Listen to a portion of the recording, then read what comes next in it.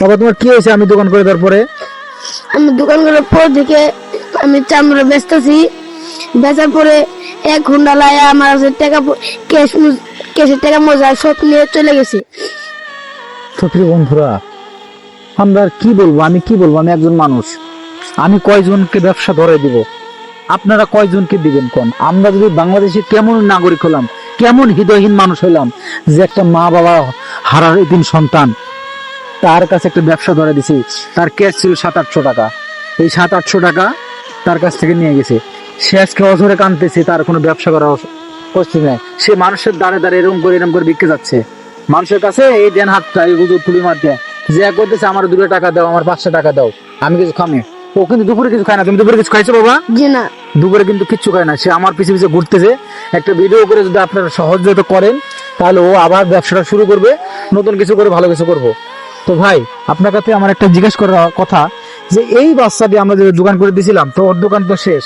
এখন আপনার কাছে একটা কথা, যে আপনি বলেন যে এই যে মানুষ যে কাজটা করছে, এটা কি মানুষ? এ তো মানুষের কাতারই পড়ে না, কারণ বাচ্চাকে দেখেও তো মানুষ একটু স্যাক্রিফাইস করে, মানে মানুষ ক্যাটাগরি দেখেও তো একটু স্যাক্রিফাইস, এটা কোনোভাবেই এটা মানুষের ক্যাটাগরিতে পড়ে না। অবশ্যই অবশ্যই এই সেই মানুষগুলো এই কাজগুলো করেছে, আমরা তাদেরকে চিহ্নিত করব এবং আমরা অসহায় মানুষের পাশে দাঁড়ানোর জন্য চেষ্টা করব, ঠিক আছে? এর পরবর্তীতে যেন এই সমস্যাগুলো না হয়। তো বাবা, তোমার বিকাশ নাম্বার আছে? জি। তো প্রিয় বন্ধুরা, ওনার বিকাশ নাম্বার আছে, তো আমরা স্ক্রিনে বিকাশ নাম্বার, নগদ নাম্বার দিয়ে দিব।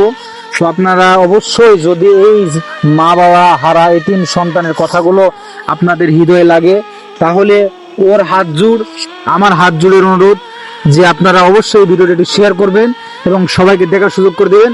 আর এই বাচ্চাকে একটু সহযোগিতা করবেন, যাতে ও ব্যবসা করে ওর দাদি আর ওর জীবন ভালোভাবে পার করতে পারে। অবশ্যই আমাকে সচেতন করবেন।